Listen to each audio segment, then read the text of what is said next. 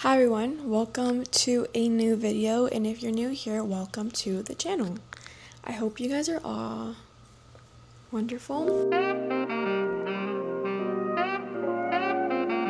So this is going to be a part of my neurology series. The whole point of this is because I love neurology so much, and I think it will be wise that before I go into my career, before I go into my undergrad studies, which I guess you could say I'm already starting, but before I start working towards my degree, my bachelor's, show that I am dedicated to neuroscience. For those of you who don't know, I've wanted to become a neurosurgeon since I was I'm going to say 9 years old. That's a lie. Maybe I was a little bit older, but I knew I wanted to work with neuro and something in neuroscience, neurology at 8 years old. Why does an 8-year-old have neuroscience and neurology in her vocabulary? Why does she know all this medical terminology? Why does she know what gabapentin is?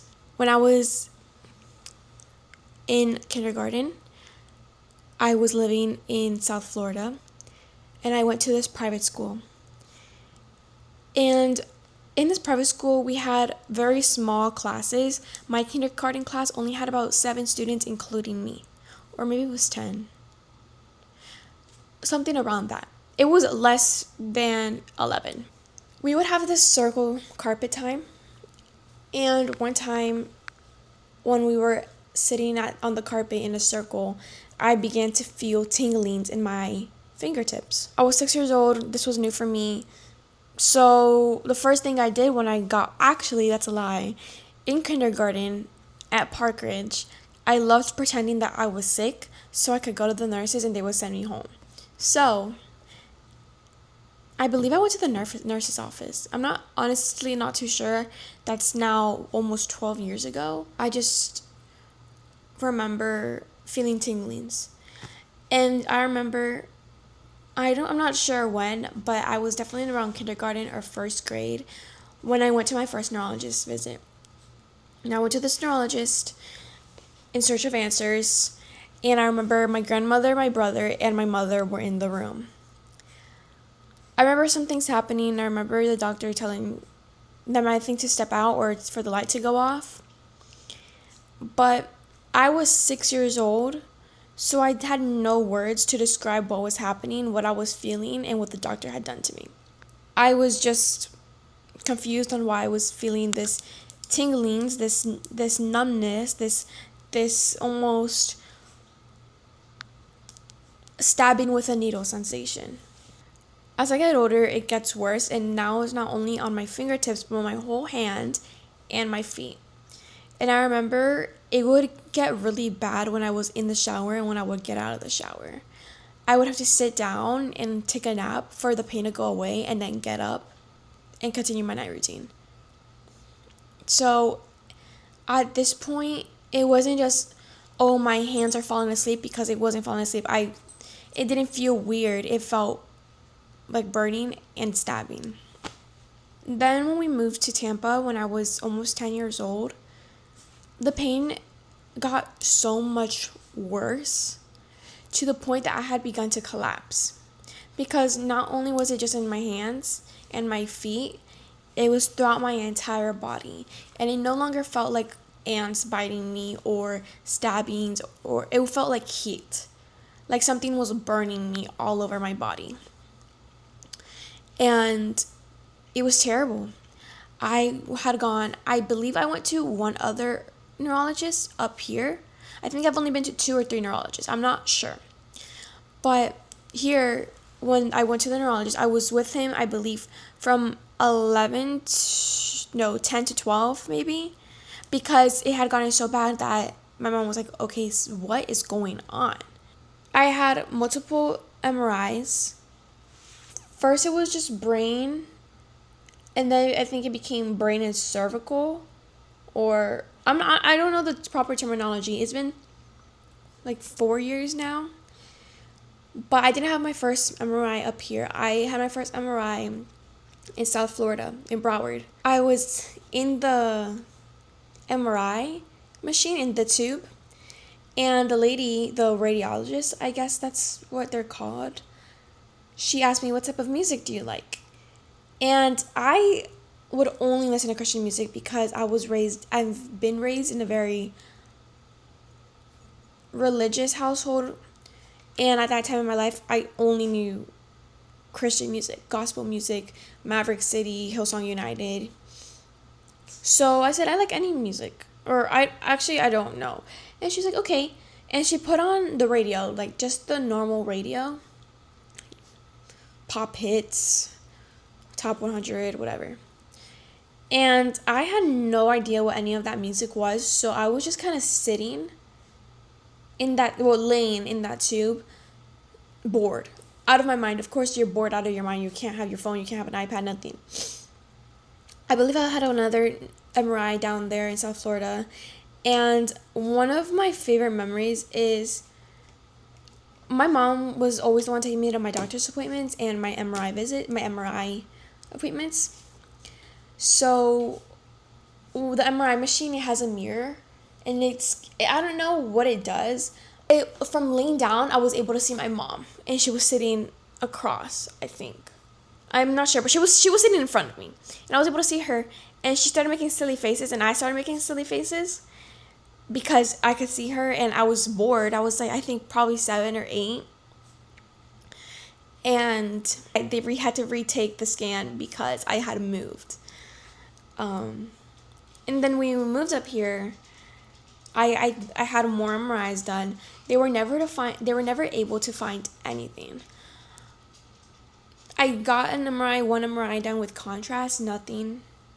They never found anything. So I started this when I was 6, and I'm now 10, 11. And I'm struggling. I'm struggling because I'm collapsing. It's burning. I'm just in pain, and nothing triggers it. It's just out of nowhere. What can I do to stop this? What can I do so I don't feel this, so I'm not in pain, so I'm not. Also, at this time, I'm dealing with, when I was little, I've gotten better at it now that I know what was causing it. I was dealing with low blood sugar, and I would get super shaky, super shaky. It was terrible. In 5th grade, I started taking glucose tabs because I would get so shaky. I just needed to eat. I forgot how old I was.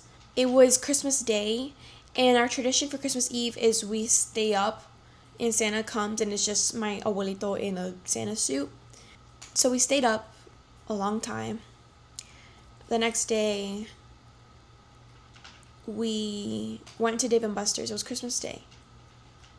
Or maybe it wasn't. It was either the 25th or the 26th. We were at Dave & Buster's. We were in Orlando. And I passed out with my dog in my hand.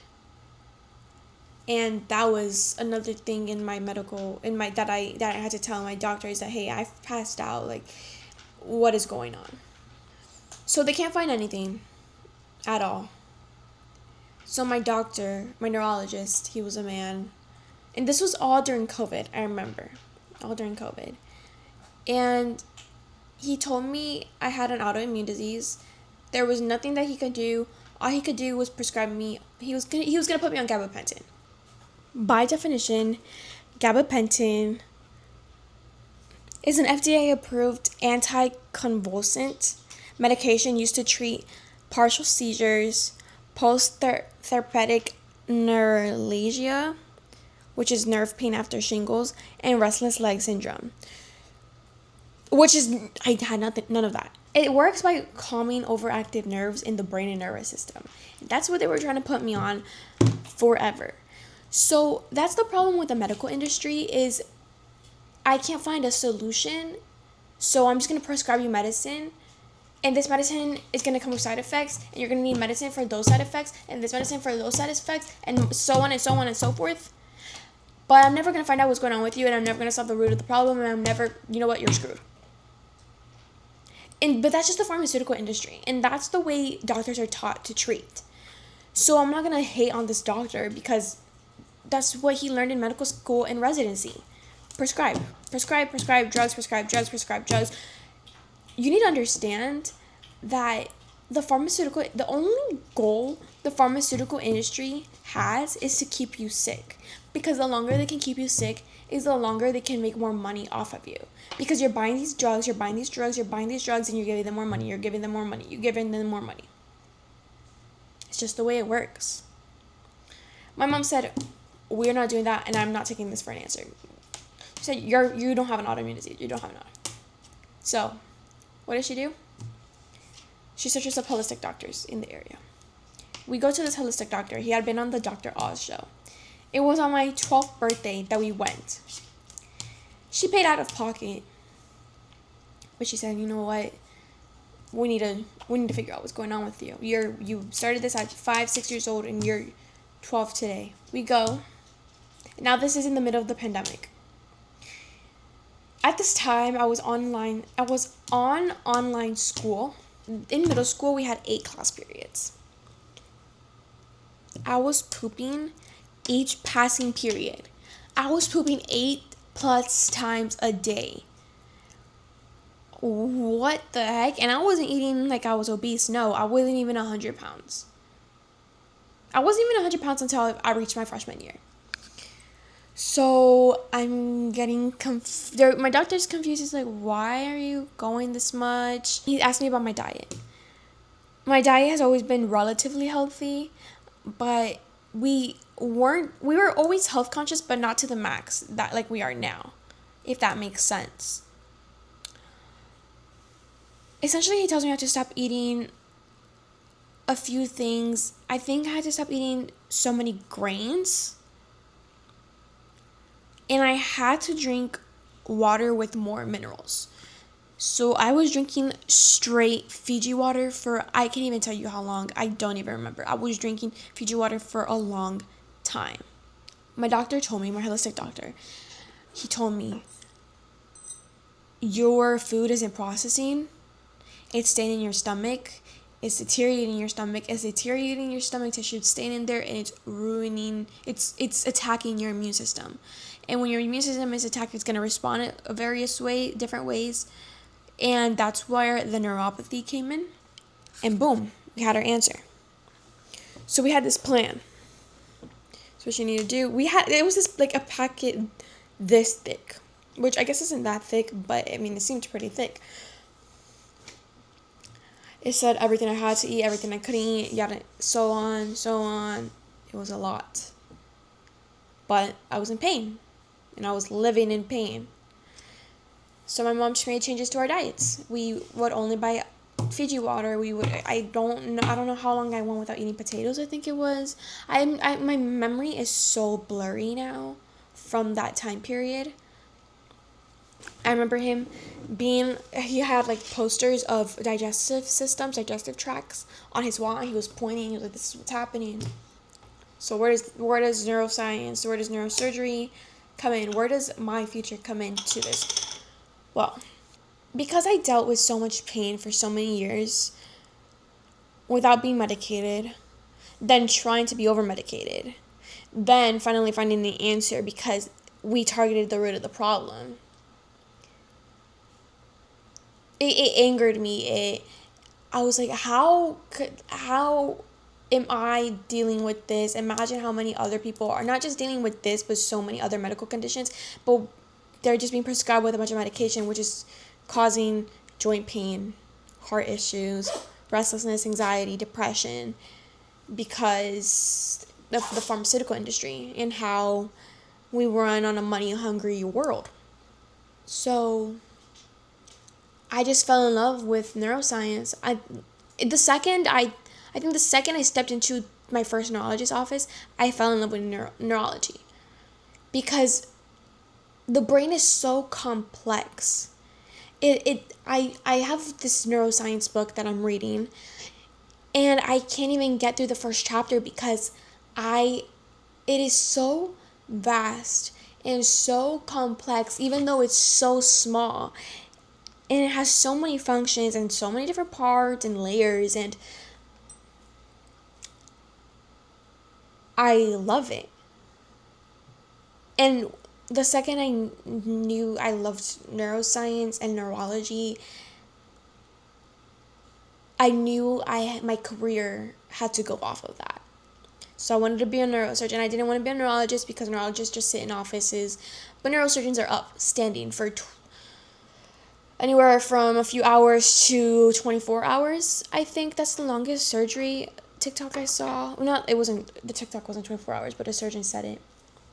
My goal is to not over medicate and just prescribe people medications and just choose to dismiss them. My goal is to find the root of the problem. My goal is to, so people aren't dealing with something for so long when it could just be solved like this. Well, obviously my problems were solved like this, but the solution was, oh, this is what's happening. Not only that, I think something that isn't acknowledged enough is so many health problems come from our gut. Because everyone thought it was here. Of course, the signals, your brain send off signals, but because I wasn't eating to the best of my abilities, my food was not breaking down properly, it wasn't going through, and I was collapsing, and I think if we all took care of our microbiome and our guts and ate how we're supposed to, a lot of us wouldn't be sick anymore. Now that I think about it, I was so sad that I was sick for so many years. But now I'm grateful because without it, I wouldn't know that I want to be a neurosurgeon. And I'm also very grateful for my mother because from the moment I was conscious, I remember a Harvard photo being stuck on my bathroom mirror. And I mean from the moment I can remember. From the first house I remember using the bathroom in, which was in the townhouse in Sunrise. We lived in a house before that, but I was a baby. There was always a photo of Harvard on the mirror. And I had no idea what it was. And my mom told me it was Harvard and that I was going to end up going there. I don't really want to go to Harvard. My plan is University of Miami because it is ranked really high for bachelor's in neuroscience and the medical school and then residency. My mom would also read to us her nursing books. Who does that? She did, and it nurtured my love for the medical system, for medicine, the medical field. Before I wanted to be a neurosurgeon, I wanted to be an ER doctor. I was always surrounded by medicine, and not medicine drugs, but medicine that just the study of medicine, just biology. And we were always watching Untold Stories of the ER, which I'm pretty sure it's scripted to some extent, but I just loved watching it. I would eat it up. We would read puberty books at 7 years old, so we knew what was going on with our bodies. If it wasn't for my mom and if it wasn't for me being sick, I probably would not know what I want to do. And so I'm so grateful. Now I don't live in pain anymore. I stopped living in pain around 13 years old ish, or maybe before that. But it took a time for me to heal. It took time for my gut to heal itself. And now that I'm 17 and will be 18 soon, my mom isn't so on top of me with my health. But I'm still conscious because of the rules she implemented, because of the mentality she implemented. That's my story of why I went to become a neurosurgeon. I'm currently pursuing my associate's degree. I should graduate high school with around 1 year of my associate's degree, which means my undergrad will be only 3 years. I plan to go to University of Miami to major in neuroscience with a minor in biochemistry, and then going to medical school. I haven't done too much research on medical school, but I would like to go to University of Miami's medical school, Miller School of Medicine, I believe it's called, and then continue with residency. I was accepted into the University of Miami's summer scholars program, which is where you can receive 6 credits, but unfortunately I didn't qualify for financial aid. And since I didn't qualify for financial aid, I couldn't afford it. But I was accepted. Thank you so much for watching if you made it to this point in the video. I'm going to be doing one neurology series video per week and then another lifestyle video per week. But I really appreciate you guys watching and staying through this. I really hope you guys continue to stick to the journey where I will be accepted into the University of Miami and on full ride scholarship. Thank you guys so much for watching. I'll see you in the next one.